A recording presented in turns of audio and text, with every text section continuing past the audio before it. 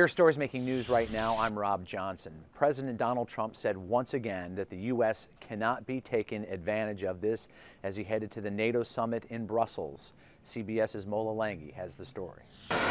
President Trump landed in Brussels for the annual NATO summit Tuesday, ready to deliver a tough message to European allies about defense spending. NATO has not treated us fairly, but I think we'll work something out. We pay far too much, and they pay far too little.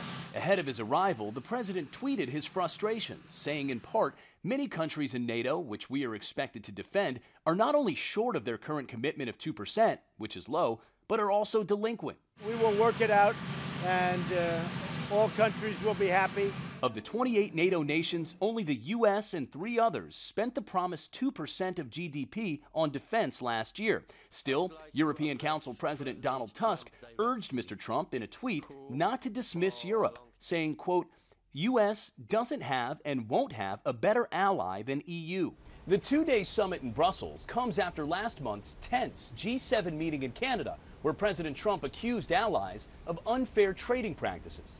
The president revisited the topic shortly before departing for Brussels. We're being taken advantage of by the European Union. We lost $151 billion last year on trade. Following the NATO summit, the president will stop in the UK before sitting down with Russian President Vladimir Putin. I have NATO, I have the UK, which is in somewhat turmoil, and I have Putin. Frankly, Putin may be the easiest of them all. Who would think? The two leaders meet for their first summit in Helsinki, Finland next week. Mola Lenghi, CBS News, the White House.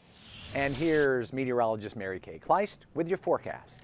Well, that front continues pushing to the south of us, and now we have a little bit of a lake breeze, so it's 78 degrees downtown. But gosh, when you head to Ottawa, 89 right now, it's 87 in Kankakee. Here's the line of thunderstorm activity moving from Fort Wayne into Indianapolis, Columbus, Champaign, that whole boundary sagging to the south. As it does so, a dry ridge of high pressure steps in across La Crosse and Madison and Milwaukee, and that's going to send up a dry northeasterly wind flow for us tonight. So tonight we're going to be mainly clear. Low temperatures are going to be holding in the 60s. Lots of sunshine on tap tomorrow.